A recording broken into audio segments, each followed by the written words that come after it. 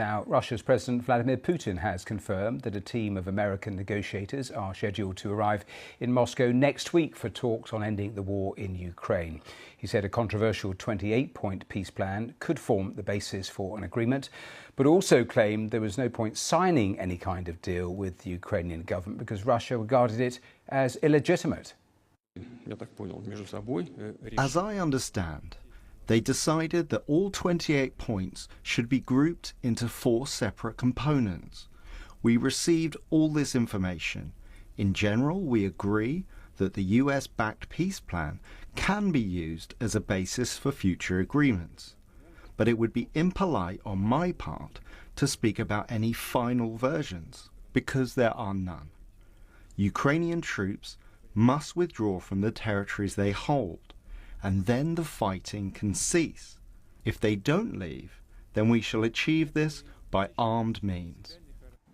Well, with me in the studio is our diplomatic correspondent, James Landale. James, in the middle of that introduction, there's a fragment that they could work on the basis of this to make progress, and then a list of basic, huge roadblocks. Yeah, which is the familiar Russian position, which is, yes, they want to talk, yes, they want to engage, but, and there are an awful lot of buts that mean that at the moment the Russians, we think, are not ready to sign anything. So, as you said, Putin very, very clear, saying this is a basis for talks. He even at one point goes into one of the details and says, look, the Europeans, seem to think we want to invade them. Well, Mr. Putin said he'd be quite happy to sign a piece of paper saying Russia will not invade Europe, almost making a joke of it.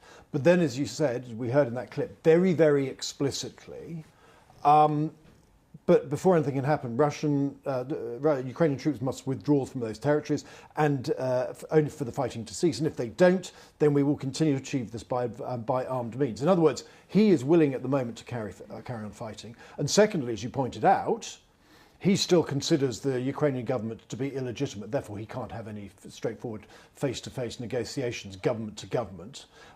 In other words, constant sort of roadblocks to any kind of progress, which means that for all the diplomacy that we've just seen over the last few weeks, what happens next week when the Americans sit down with the Russians, the bar is high for progress.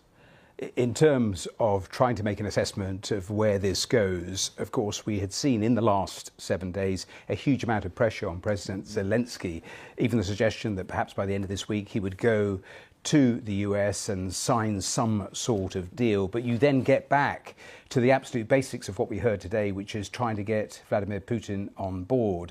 So if the answer still remains from Moscow, no,